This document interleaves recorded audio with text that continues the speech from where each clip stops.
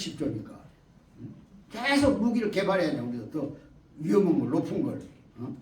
뭐 선제 타격이라고 킬체인도 그런 것도 아니에요? 그런데 아주 재미있는 보고서가 내가 하나 이제 체험을 한 건데, 좀 됐어요. 시간은 그때가 아마 2014년 정도 됐을 거예요. 저 선문대학이라고 우리 문선명 총재님이 만들어 놓은 학교가 있어요. 아산에. 거기서 이제 통일 토크 콘서트라는 걸 한번 했어요.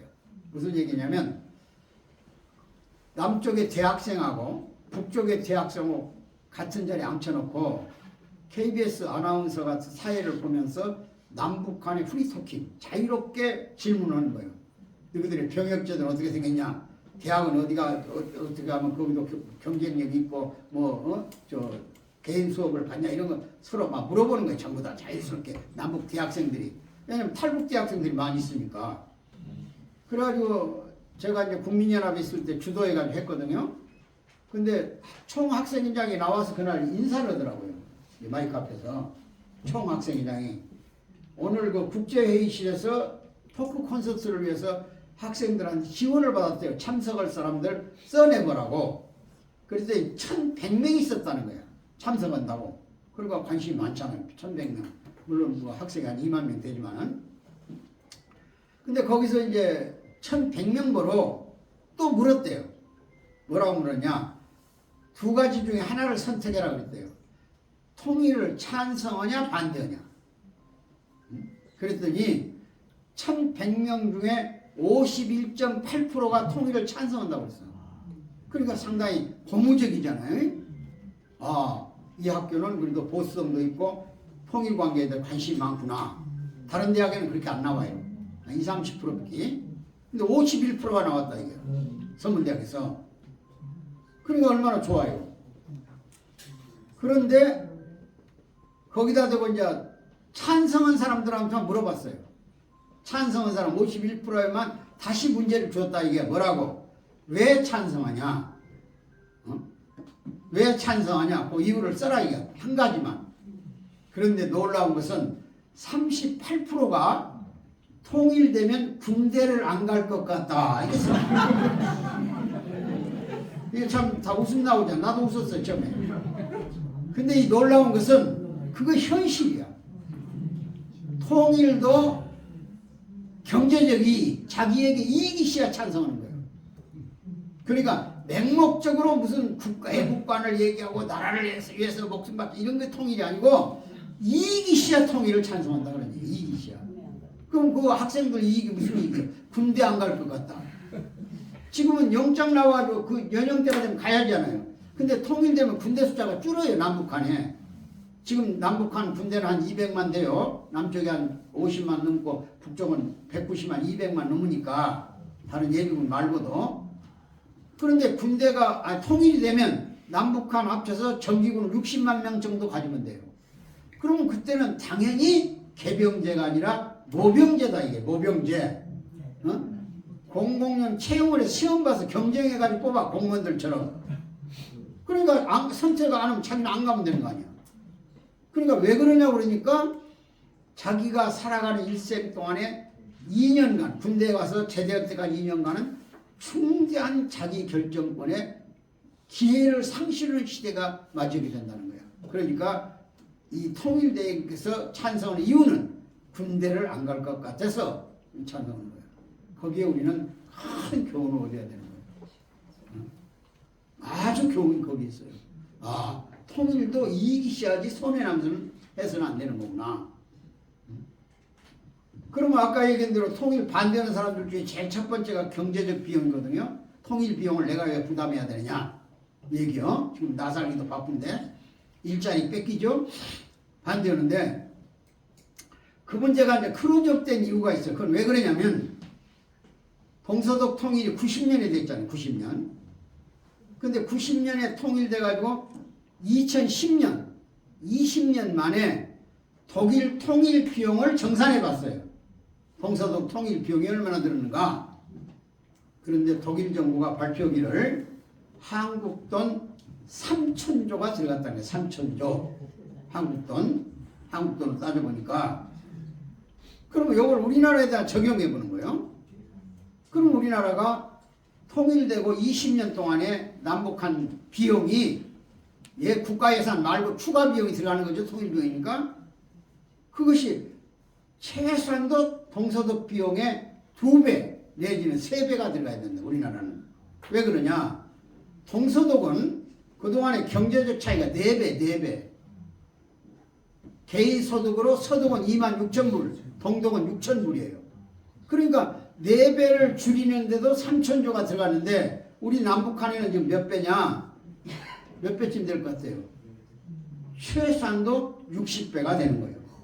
60배 남북 차이가. 그럼 60배를 메꾸려면 아무리 덜 들어가도 7,000조가 들어가야 돼. 7,000조.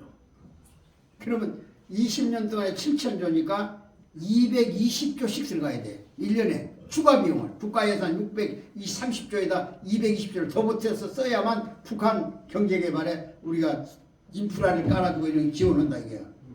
근데 이 비용을 누가 내? 국민 세금이 내야 하잖아요. 그러니까 젊은이들은 안 하는 게 좋겠다 이게. 이게 참 중요한 문제다 그래요. 근데 이제 이걸 바꾸자 이거예요. 어떻게? 자, 과연 통일해 가지고 비용이 들어갈 수 있냐 하는 문제입니다. 그러니까 그 첫째는 통일 방식을 바꿔야 돼. 적어도 남북한의 완전 통일까지는 약 50년, 짧게는 30년 기간이 필요해요. 바꿔 말하면 남한 시스템으로, 체제로 북한을 끌어들여 버리면 북한을 우리가 책임져야 됩니다. 그만큼 같이 살기 싶어 할 거 아니에요. 왜 너만 잘 처먹냐고 말이야. 사람은 상대적 빈곤 때문에 성질나는 거예요. 똑같이 가난하면 성질 안 난다니까요. 공자가 한 얘기야. 백성은 가난은 안 타든다고. 차이를 타다지. 상대적 박탈감이란 말 있잖아요. 내 것을 뺏어가 버렸다 이 상대방이. 여기 문제가 있는 거예요. 그러니까 우리가 남북 간의 통일 과정을 중간 단계라는 걸 두자 이게 중간 단계. 공산주의 체제, 사회주의를 그대로 두고 우리는 우리대로 자본주의 체제를 그대로 가는 거예요. 가면서 북한하고 필요한 것을 서로 교환하고 교류하면서 상호 공존의 시대를 가는 거예요. 중간 단계. 요거 이제 북쪽에서는 은근하게 연방제라고 그랬고 우리 김대중 대통령은 연합단계란 말을 썼던 거예요. 상사점이 있다. 그 점은 완전 통일까지는 시간을 두자. 그러니까 북한의 연방제는 1민족 1국가입니다. 1민족 1국가 2체제. 체제는 북한도 인정을 하겠다는 거예요. 국가는 하나로 하자는 거야. 근데 우리가 말하는 연합단계는 민족은 하나고 2국가 2체제야. 국가도 둘이고 체제도 둘이다 그런 얘기야. 그래가지고 당분간 중립지역을 두고 서로 서밋회의도 하고 정상회의도 하고 그 다음에 강요회의도 하고 그 다음에 기술회의도 하고 북한의 노동력은 남쪽으로 못 내려오게 하는 거야. 왜냐하면 덩어리다가 일당 한 달에 20만 원만 주면 죽을 각오로 밤낮 일하겠다고 살라는 게 생기니까 큰 돈이니까 그것도 북한에서는. 그러니까 이걸 전부 막아버리고 그 대신 우리 기업이 북으로 들어가는 거예요. 자동차, 현대자동차가 강원도, 이제 경기도 개성공단 쪽으로, 그 다음 무슨 포항제철이 해상 쪽으로 가고, 또 무슨 반도체 회사가 저쪽 신의주로 가고 이런 식으로 가서 거기 임금에 맞게끔 기술자를 임금 노동력을 동원하는 거예요. 그래서 기술 가르쳐가지고 기술 수준 높여서 그 수준에 우리가 초창기부터 월급 지금 시간제 월급 받고 이거 받는 거 아니잖아요. 그 길을 우리 70년 왔잖아요. 우리도. 옛날에 우리는 밥만 먹여주면 일하던 시대가 있었잖아요. 밥도 안 먹이고 일하던 시대도 있었고. 우리나라 노예사회에 있으면 노예사회, 조선조 사회가 다 노예사회예요. 우리도. 무슨 산다는 게 노예지 뭐야 그게. 그거 몰라서 그러지. 남의 나라만 노예가 있었던 게 우리나라 노예사회라니까요.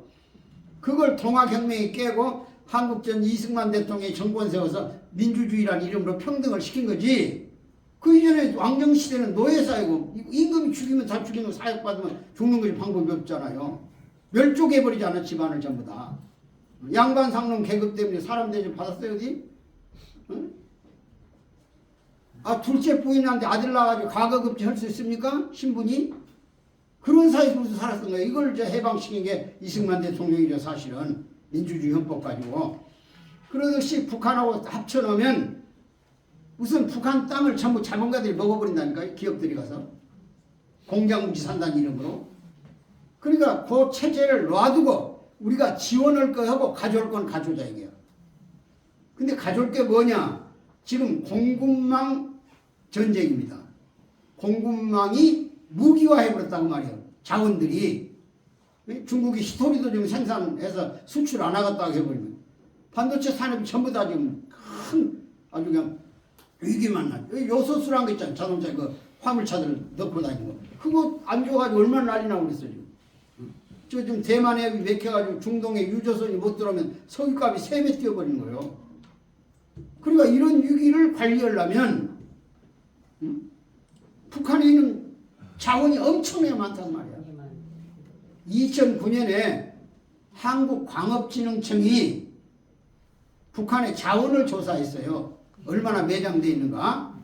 그랬더니 남쪽의 자원은 저 강원도고 충청북도로 연결되는 세멘트 공장들 봤죠. 쌍용 세멘트, 아시아 세멘트 이런 거. 거기에 쓰는 석회석 그것만 우리나라가 100년 정도 개발할 수 있고 돈으로 따지면 267조 아치가 들어있어요.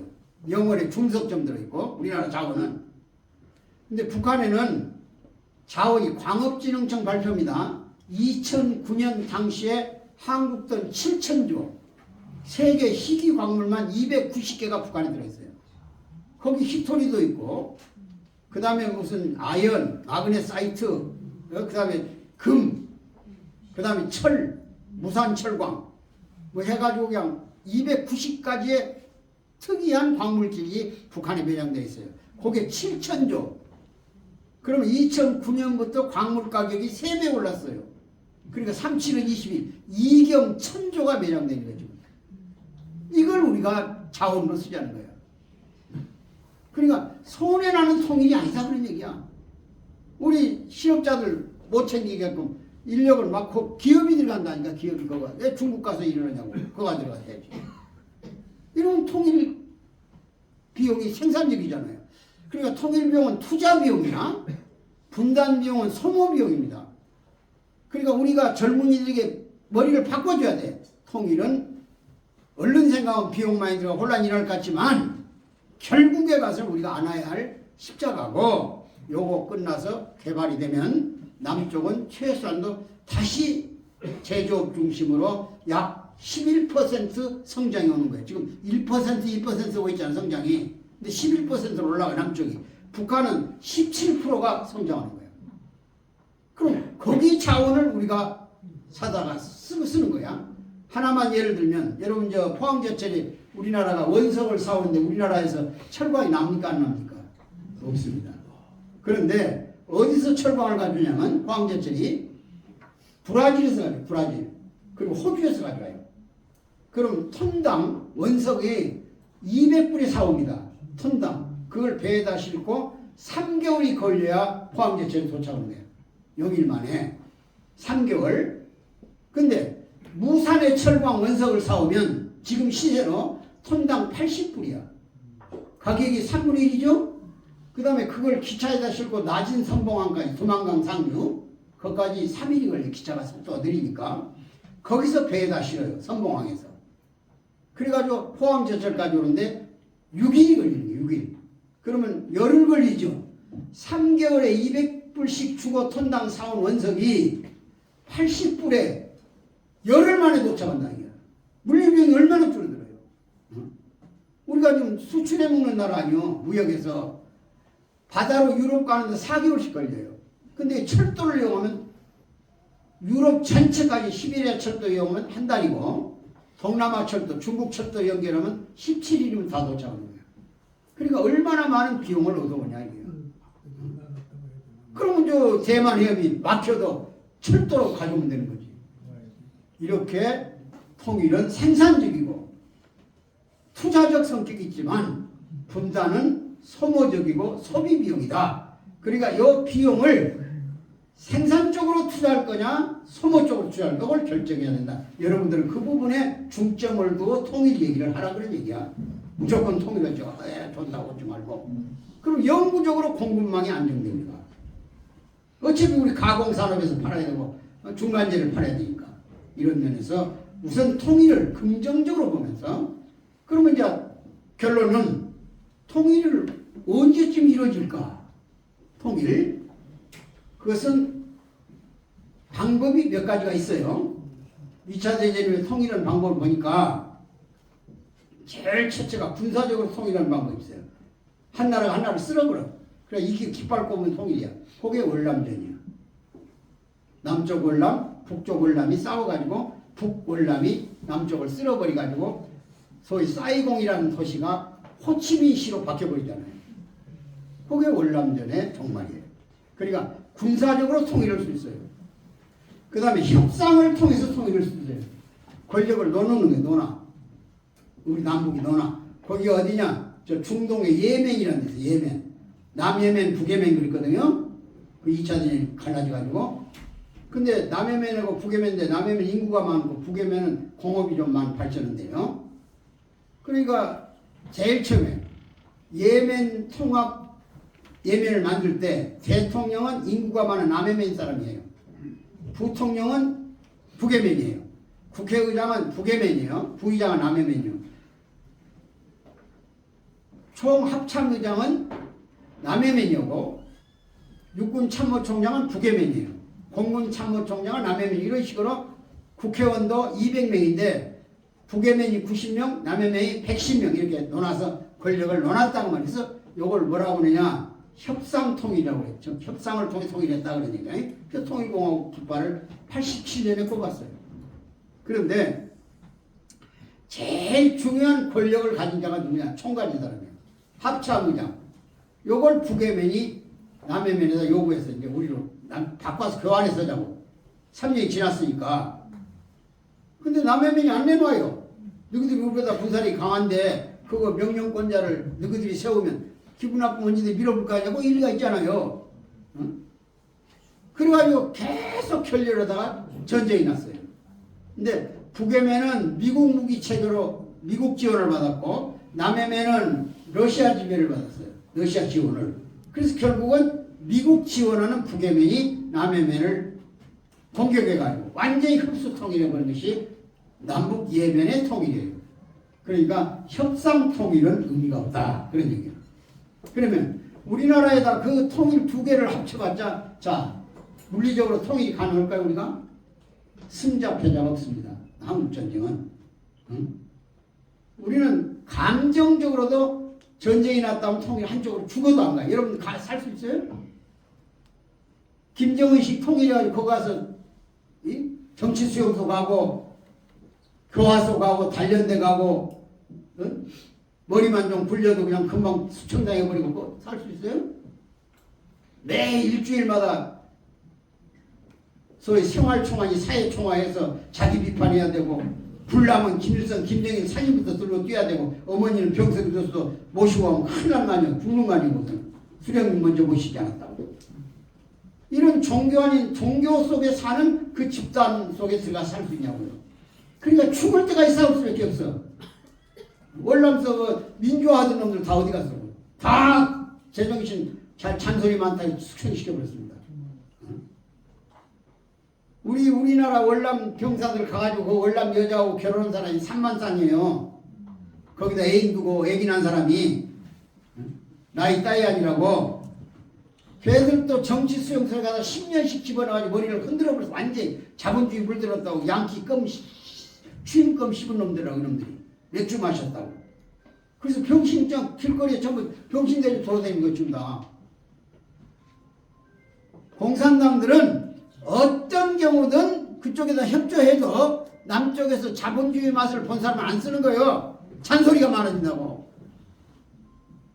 그러니까 꿈이라도 꾸지 마세요. 좌파들. 뭐 김정은이가 무슨 혁명운동에 남쪽에서 노력했다고 뭐 올려줄 것 같습니까? 북한 사람이 와서 전부 통치하는 거예요. 올라보세요. 전부 다 죽여버려서 지금 배수공 중심으로 월남 사람들 평균 연령이 28세입니다. 28세. 30대 이상 된 사람 하나도 없어. 월남에. 다 죽여버렸다니까 자본주의 맛봤다고. 이거 정신 차려야 돼요. 운동권 애들.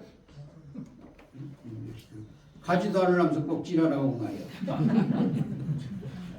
내가 지난번에 무슨 범총련인가 그것들 임수경이 북한 가고 올 때 국정원장 만나가지고 점심을 먹는데 국정원장이 하도 북으로 간다고 싸서 젊은 애들 한 300명을 불렀대요. 운동권 하는 애들을. 그래가지고 북한을 그렇게 가고 싶냐고 했더니 막 손들더니 당장 보내달라고 그러는 거야. 그래서 종이를 넣어줬다는 거야. 한 장씩. 갔다 안 온다고만 각서를 쓰라고. 그랬더니 걷어보니까 한 놈도 없더라는 거야. 아니, 간다며 보내줄 테니까 가서 안 온단 말만 써라 이게. 그랬더니 전부 다 각서를 안 썼어. 그래서 왜 안 썼냐 그랬더니 갔다 와야 된다고 그러더라는 거야. 그게 얼마나 웃긴 놈들이야. 이 공산주의 본질을 몰랐을 공산당들은 절대로 자유맛을 맛을 본 사람을 놔두질 않는다니까. 특히 종교인. 그건 제일적이야. 제일적. 기독교인들 정치해야 돼. 그래서. 그러니까 결국은 협상통일도 안 되고 군사통일도 안 되고 우리는 왜 무기체계가 얼마나 좀 발전했어요. 6.25 전쟁 때 목총 갖고 싸웠어도 450만 명이 죽거나 다쳤어요. 남북한이. 산업시설이 80% 파괴되어 버렸어요. 이걸 일으키는데 70년이 걸린 거예요. 지금 80년이. 그런데 또다시 그보다 지금 화력이 100배 높아졌어요. 100배 평균. 그러면 100배를 450만원에다 버텨봤어요. 얼마 우리 남아있겠는가 사람 다 죽지. 다 점멸하는 거예요. 핵폭탄 하나 떨어지면 도시가 없어져 버린대. 서울에다 하나 떨어뜨리면 130만이 죽어버린 거예요. 저 청량리에서 영등포까지. 저기는 핵폭탄만 터져도 그 안에 있는 빌딩들 다 무너지지. 자동차들 불나지. 그 다음에 빌딩마다 전부 자가발전기가 있어요. 전기 나가면 발전하라고. 다 휘발유 들어있어 그 속에. 그게 폭탄이야 폭탄. 그러니까 과거에 농촌도시나 이런 데는 인구가 적게 죽었지만 지금은 130만 명이 한꺼번에 죽어버린다니까요. 정신 바짝 차려야 돼. 그래 나무 일이 아니야 이거. 내가 이 땀 흘려가면서 소리 지르고 있겠어. 개대판에. 박수를 한번 쳐보셨어요?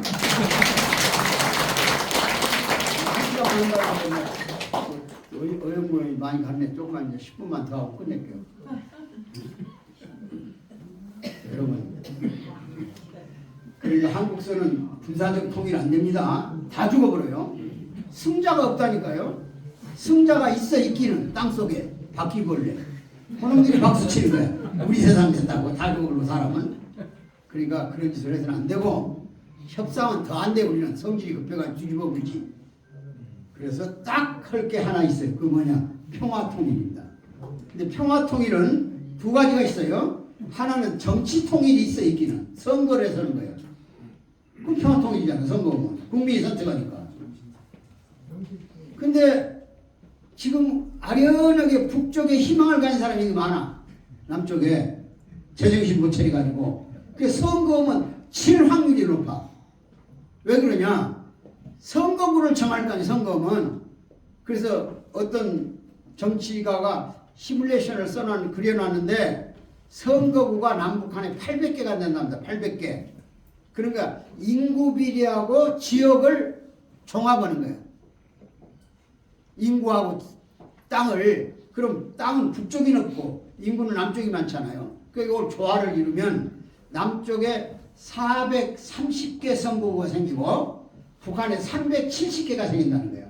그러면 선거구별로 남쪽 사람은 전부가 자유민주주의 지도자가 나와서 당선되고 북쪽은 사회주의자가 당선되면 남쪽이 많잖아. 430개니까 북쪽은 370개고.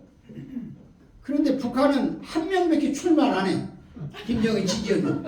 근데 남쪽은 부부간에도 출마해버려. 성질 사놨다고. 부산에서 부부간에 출마한 사람 있잖아. 형제간에도 오고. 그러니까 이건 개판돼가지고 색깔이 어린이들이 한 명 당선된다는 거예요. 그러면 그냥 깃발 들고 가버린다니 머리가 안 나와요. 그러니까 합법적으로 정권이 넘어가 버린 거예요. 요걸 김정은이가 노렸던 거예요. 그래서 지금까지 미련을 못 버린 거예요. 남쪽에서 계속 올라오니까 곧 이거들 세상에 오니까 조금만 기다려라고. 깃발만 올라가면 그냥 밀고 오라고 이렇게. 그래 저도 마을짓이지 일찍부터 안 된다고 했으면 저도 바꿀 텐데 계속 된다고 하니까 기다리고 있는 거죠. 저 정신이 가닥 안 없어져. 지세상인 줄 알고. 그러니까 그런 위험은 통일은 안 된다는 거예요. 과거에 48년에 남북한 총선거를 하라고 유엔이 결의해 줬어요. 50선거 그거요. 근데 그때는 대한민국의 80%가 여운형이 계열이에요. 여운형이가 인민해방지구, 소위 인민해방정부를 여운형이가 만들었잖아요. 인민공화국을. 그래가지고 그때 대한민국의 머리 좋은 사람은 전부 다 공산당이고 보통 사람도 공산주의를 찬양했어요. 근데 이걸 기적적으로 막은 양반이 이승만 대통령이야. 그냥 지주들 앞에서 시달리던 소작인들이 땅을 준다는데 누가 거기 안 가서 죽창 들고 돌아다닌 거지. 근데 이승만이 그걸 알고 농지개혁을 남쪽에서 먼저 했다 그런 얘기야. 다 지주들로부터 땅 받아가지고 무상은 아니지만은 싼 가격으로 소작인들이 논아줘 버렸잖아요. 북한은 땅 뺏어가지고 논아줘 놓고 곡물세라고 태물세라고 다 서숙모가지, 벼모가지까지 세 가지 다시 받아간 거 아니에요. 이것 때문에 대한민국이 안 넘어간 거예요. 그리고 선거를 저것들이 거부했어. 총선거를.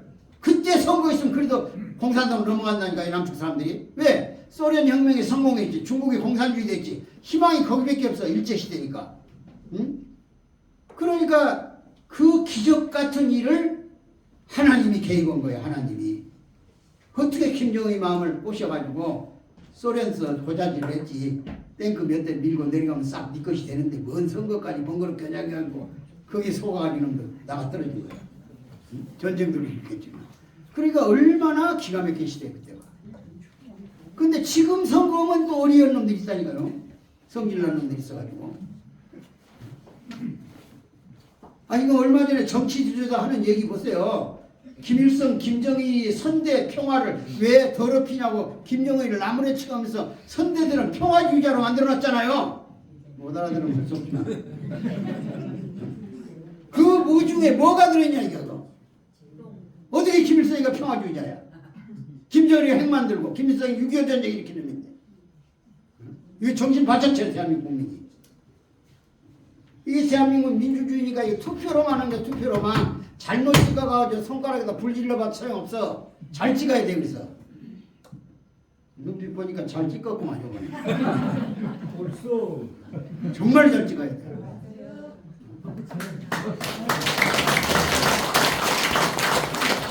그래서 대한민국이 평화 통일하는 방법은 딱 하나밖에 없어요. 뭐냐? 선거도 안 됩니다. 뭘로? 흡수해버려야 돼. 북한을 흡수해버려. 요게 독일 시민들이 한 거예요. 동독 시민을 서독 시민이 흡수해버렸다 그런 얘기야. 마음을 가져와버렸어. 이걸 우리 문총재님이 아셨기 때문에 유명한 말, 통일 방법을 딱 하나 가르쳐줬어. 남한 사람이 남한 사람보다 북한 사람을 더 사랑하고 북한 사람이 북한 사람보다 남한 사람을 더 사랑할 때 통일이 온다는 거야. 맞아요? 틀려? 맞아. 그러니까 진짜 혈육을 같이 한 형제보다 더 북한 사람을 끌어안을 수 있어야 돼. 지금 탈북한 북한 시민을 내 친형제처럼 명절 때면 부치게라도나 갖다 줄 수 있는 마음이 생겨나야 된다. 그런 얘기야. 야박하게 굴지 말고. 어? 그래야 통일민족이 되는 거지. 그것이 우리 문총재님이 우리 가정교회 이념을 북한에 전파해가지고 김정일이 주체사상을 뛰어넘는 사회 동포주의를 집어넣어가지고 진짜 참 형제가 피를 나눈 것보다 가깝게 축복 결혼을 시켜놓으면 어디로 가겠냐 그런 얘기야. 여기 아까 일본 가정들이 있던데 일본하고 우리나라는 원수지간의 나라야. 그래서 뭐 가깝고도 먼 나라라고 그랬어요. 근데 이분들이 지금 한국 남편 만나서 와서 한국 살고 있는 거 아니요? 일본 색시들이. 그 한두 쌍인 것 같습니까? 전국에 1만 1000쌍, 1만 1000쌍. 그 자녀들이 두 서너 명씩 나눠서 못 나왔어. 어떤 분은 7명까지 나버렸더만. 자, 근데 얼마나 재미있는 일이 있는지 아세요? 제가 울산을 가가지고 독도 문제가 심각할 때 그 한일 가정 일본 색시하고 한국 남자하고 만나서 난 학생이 벌써 고등학교 2학년이가 되더라고요. 그래서 이놈을 물어봐서 조용히 귀에다 대고 독도가 누구 땅이냐? 그러니까 이놈이 머릿속에 복잡을 거야. 아버지 생각하면 한국 땅이고 어머니 생각하면 일본 땅이잖아요. 근데 이놈 대답을 한참 있다 하더라고요. 참부모님 땅입니다. 이야, 기가 막히다. 사랑밖에 정치 이념 공산 이데올로기를 뛰어넘을 게 없다 그래요. 그래서 우리 문 총장님은 김일성이 끌어안는 거야. 형제간처럼 가인 아벨이 만나야 되듯이. 그래가지고 문 선생님이 91년인가요? 북한 평양 가서 김일성이 만나가지고 고 감자 썩은 걸로 국수 만든 거 잡수시면서 의형제 만나가지고 김일성이 뭐로 얼마 안 있으면 죽는다. 그러니까 나 따라서 미국 가자고 거 아니야. 죽기는 왜 내가 죽냐고 그러는 거 아니야. 그랬더니 뭐 문선생님 만난 지 3년 있다가 그냥 지가 아들놈 김정일이라는 쏜 그냥 권총에 맞아 죽은 거 아니야. 뭐 지가 지절로 죽은 줄 아세요 그걸? 아 김영삼 대통령 둘이 94년 7월 달에 만나기로 약속돼 있잖아요. 근데 이 사람 7월 7일 날이가 죽었잖아요. 94년에 묘양산에서 오국열이하고 또 김정일이하고 또 최 누군가 최 있어요. 저 사무총장 이렇게 해가지고 서희 이제 김영삼이 만나가지고 뭔 얘기를 꺼낼 것인가. 요걸 이제 토의하는 회의가 있어서 회의가 묘양산 김일성 별장에서 특각에서. 그런데 보통 때 같으면 미군을 내보내셔 그러면 되는 거야. 어떤 자주국가가 미국 밑에서 큰 소리도 못 치고 살고 있어. 자존심 상하지 않소. 이러면 돼. 그 사람들 목표가 미군 철수니까. 근데 이제 그 얘기를 해서는 안 되겠단 말이에요. 그때가 90년 초니까 소련도 변하고 중국도 변하고 우리가 수교하고 그래가지고 이 남쪽이 잘못은 올라올 것 같다 이게. 그러니까 김일성의 머리가 돈 거야. 미군을 한국에다 놓아둬야 남침만 막는다 북침도 막는다 그런 얘기야. 미군이 있으면 못 올라가니까 우리가 마음대로. 그러니까 그때 당시 대통령 누구예요? 클린턴인가? 그 사람한테 얘기했잖아요. 미군을 놔두라고. 그러니까 그걸 대통령의 회의 의제로는 삼을 수가 없잖아요. 그래가지고 이제 뭘 의제로 해서 김영삼의 길을 꺾어놓냐? 요걸 회의하는 거예요. 회의. 근데 그 오국열 인민무력부장이 그 김동지께서 미군을 주둔시키라고 선언을 해버렸으니 뭘 가지고 남조선을 공격왔어? 이러니까 김일성이가 오국열이 선을 가리면서 무식한 놈은 항일 무장 투쟁 때나 지금이나 여전하구만 배운 게 없어가지고 그랬거든. 그러니까 오국열이가 자존심 상해가지고 내가 평생을 혁명의 일선에 싸운 놈인데 그렇게 사람을 무지막지하게 창피 주냐고 하니까 그냥 김일성이라는 잿더리 앞에 있는 잿더리를 들고는 오국열이한테 던져버렸어요. 그러니까 이 오국열이가 그냥 몸을 평생 부인이니까 몸을 피해가지고 벽을 맞고 그 잿더리가 날라와서 김일성이 심장 박동기를 때려버렸다고 말이야. 벽에 맞고 와서. 그러니까 호흡이 거칠어지면서 새빨개졌어.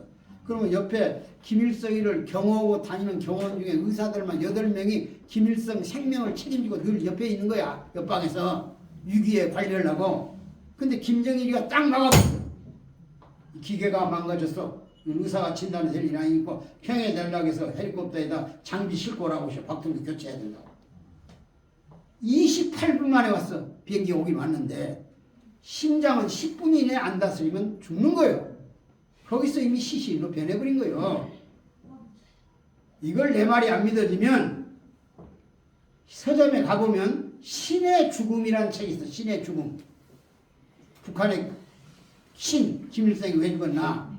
그걸 누가 썼냐. 김진명이라는 소설가 있어. 무궁화꽃 피었습니다 쓴 거. 그 양반이 쓴 책 속에 나와 있는 거야. 내가 알아서인 게 아니고. 그런데 확실한 거야. 최근에 밝혀졌어. 김정일이가 권력을 준다고 하니까 오래됐는데 안 줬잖아요. 그러니까 중국 자꾸 연락이 와. 저 미군도 주둔시키라고 한 거 보니까 저 변했다고 지금 빨리 걷어치우고 네가 차지해라고. 그러니까 중국 백그라운드 믿고 김정일이가 정권을 잡아버린 거야. 근데 이놈이 중국을 얼마나 미워했으면 김정은이한테 유언을 써놨어. 중국은 믿지 말라고. 저놈들 비싸 큰일 난다고. 저도 경험해서 지가 정권 잡아놓고. 그게 북한 사회입니다. 그러니까 결론은 흡수통일만이 북한 사람들이 마음을 움직여가지고 우리 쪽에 와버려야만 되는 거야. 근데 김정은이가 아까 얘기했지만 대단히 불안합니다. 지금 불안한 이유를 몇 가지 가르쳐줄 테니까 결론으로 첫째, 건강에 이상이 왔어요. 건강 이상 자신이 떨어지는 거예요. 왜 왔냐? 원래 김일성은 지금 현재 신장이 자기 몸무게하고 균형을 맞추려면 80kg에서 90kg 사이에 나가야 되는 거예요. 정상적으로. 근데 현재 138kg 나가는데 미국의 스텔스 비행기 있잖아요. B-1B라든지 B-52 폭격기 안 보이는 거. 여기 한 바퀴 휙 돌고 가면 밤새 처먹어가지고 143kg 나오거든요. 그러니까 자기 몸보다 약 50kg가 정상보다 높으니까 모든 장기가 재기능을 못하는 거예요. 그래서 심장에 고장이 와가지고 작년 7월 달에 선양에는 중국 선양에는 제1병원이라고 대학 전문병원인데 거기 가서 심장 수술을 해가지고 거기에 비슷 박동기까지는 아니더라도 심장을 몇 군데 연결했습니다. 스팟 연결했어요. 그게 지금 심장 이상이고 두 번째는 북한을 지금 짓누린 게 있어요. 방공호를 파놓고 작전주의를 하겠다고 지하 100m 이하에 들어가서 평양 지하철은 100m까지 가거든요. 그 밑에다 지휘소, 명령을 쓰는 지휘소를 만들어놔서 김정은이가 여러 특각을 만들어서 28개나. 근데 그걸 미국이 정확하게 다 알고 있어요. 그래서 요즘 미국이 개발한 폭탄 중에 유명한 폭탄이 생겨났습니다.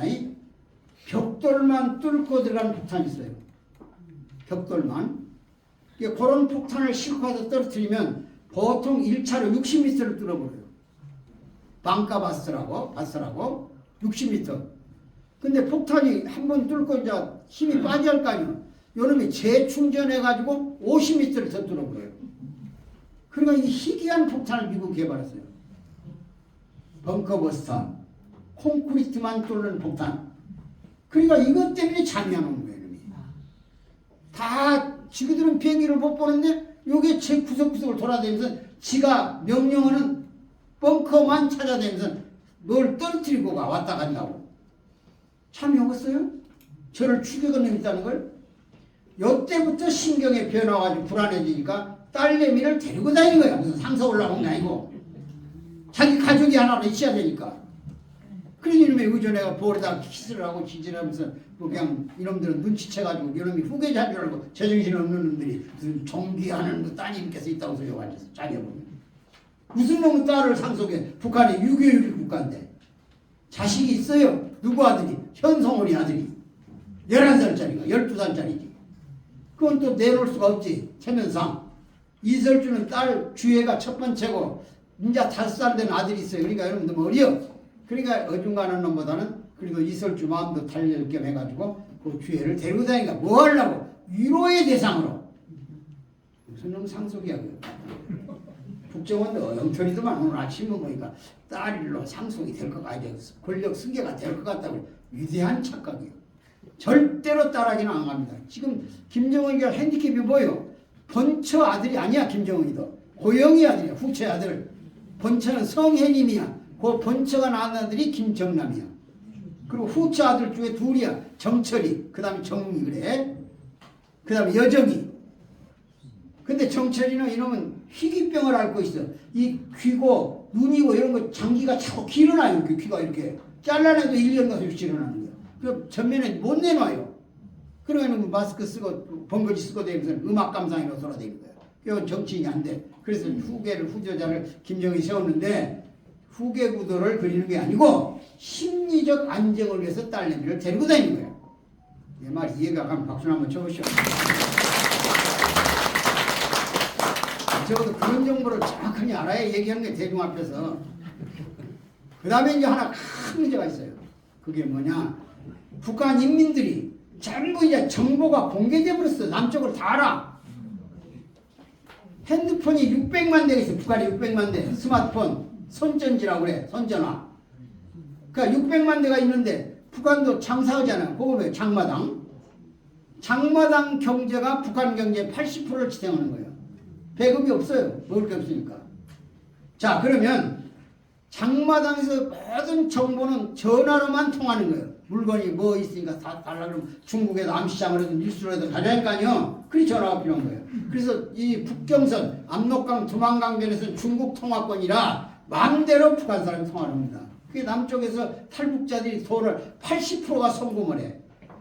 우리 한국 돈을 중국은행에다 넣으면, 우리나라 중국은행 와 있습니다. 넣으면은 그 유안화로 바꿔주거나 달러로 바꿔서 그걸 브로커가 갖고 압록강변으로 가는 거야. 가가지고 국내 북한에 있는 브로커를 통해 가지고 그 집 탈북자 가족을 데려와 버리. 거기서 현금을 건네줘요. 달러로. 그러면서 100만 원을 붙이면 브로커가 30만 원을 먹고 70만 원을 줘요. 근데 거기에 또 뒤따라오는 놈이 한 놈 있어. 평양의 고급 당원들, 돈주들. 이놈들이 와가지고 또 여자를 안전하게 지 고향까지 데려다주고 20%를 따가. 그러니까 100만 원 주면 지 손에 50만 원이 들어와. 근데 50만 원도 엄청난 돈이야. 북한에서는 한국 돈 50만 원이. 왜 그런가 보세요. 달러 1불이 우리는 얼마입니까? 달러 1불이 1,300원이 거리죠. 지금 현재. 근데 북한 돈으로는 108원이에요. 108원 1불이 108원. 화폐 기간가 108원. 근데 북한 사람들 월급이 2,500원에서 4,000원입니다. 한 달에 북한 돈으로. 근데 108원이니까 1불 바꿔봤자 별거 아니잖아요. 근데 이 달러를 암시장에 가서 거래하면 9,000원을 받아. 9,000원. 북한 사람 월급 2개월분을 받는다고 말이요. 고급 관리들. 그러니까 엄청난 돈 가치가 있는 거야. 그래서 달러의 가치가 몇 배 재산이 불어나기 때문에 아주 북한에서 제일 부러운 사람은 탈북자가 중이에요. 그래서 북한의 뿌리가 토대가 3개 있어요. 하나는 빨치산 토대, 항일 투쟁했다는 사람들 헬멧. 그다음 두 번째가 백두산 뿌리. 요게 김정일이가 백두산에 태어났다 해서 그 인맥이 있어요. 그다음에 세 번째가 한라산 줄기야. 거기에 탈북자 가정을 가진 사람이 북한에서 최고 부러움의 대상이야. 그 집에 가면 없는 게 없어요. 달러 갖고 막 외국 상점에 사가지고 가전제품 우리 코끼리 밥통 동네가 다 모여요.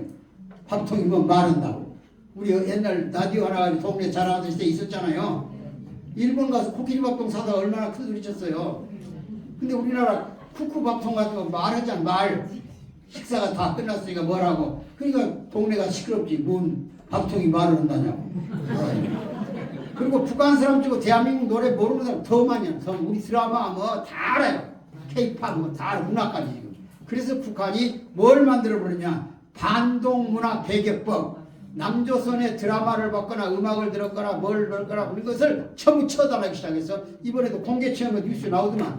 응? 학생들 15살, 16살이가 그거 들었다고 해가지고 노동교화형 교도소에 가서 15년간 형을 내려버렸어요. 공개재판에서. 그걸 제작했거나 외국에서 갖다 많이 판 사람 사형이야. 총살형.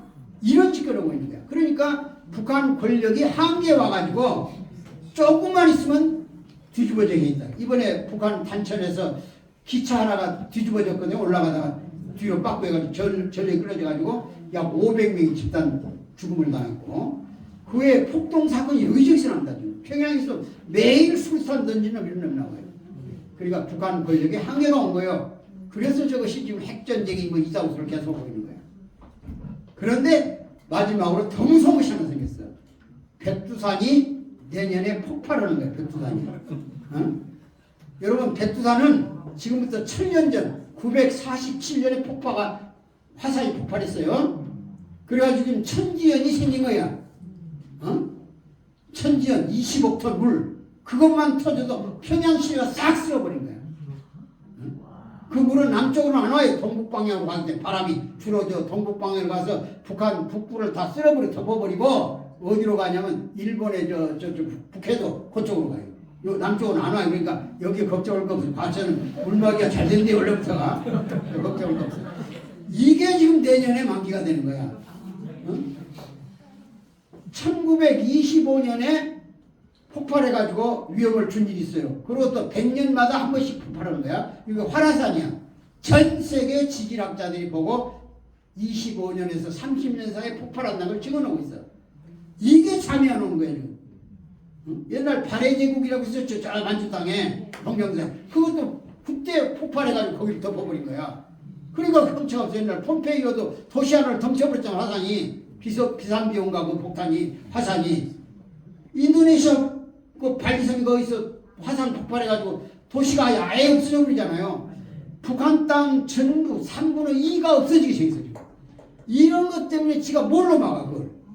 그래서 이게 조급해졌다니까. 그래서 조금만 신경질 나거나 기회가 왔다고 판단되면 그 중에 제일 위험한 기회가 대만 해협의 위협이야. 요걸 중국이 강하게 요즘 라이딩들하고 미국 지지하는 사람이 독립 지지하는 사람 당선됐잖아요. 아주 굉장히 중요한 선거입니다. 저거. 대만 국민이 중국으로 통일될 거냐 대만이 독립해서 자주국가로 쓸 것이냐를 선택하는 선거에서 50% 이상을 얻어가지고 당선된 거야. 그러니까 미국이 자신있게 대만을 지지해주게 됐고 그 해협을 지키는데 우리 전쟁 났다면 한국에 있는 미군을 빼간다니 평택. 그래서 평택이야. 평택항에서 이동하게 하려고 재빠르게. 주한미군이 아니에요. 세계 기동타격대 이걸. 그러니까 자동적으로 대한민국이 들어가야 돼 거기에. 그래서 반드시 정세가 변할 때 아까 급변한다고 그랬죠. 급변할 때 기회를 잘 얻으면 통일국가를 만드는 거예요. 이게 하늘이 준 기회입니다. 우리에게 지금. 여러분 1948년 5월 14일 날 이스라엘이 독립했어요. 팔레스타인이 살던 땅 아니고 그거. 여기 옛날 가나안이야 그거 성경에 나오는 블레셋들이 살던 곳이야 그것이. 팔레스타인들이 유대인도 조금 섞였지만 근데 외국에 흩어져 사는 유대인들이 약 700만이 히틀러한테 죽고도 목숨을 건지고 살면서 끝없이 돈을 모아다가 전쟁 비용을 영국하고 미국한테 했다고.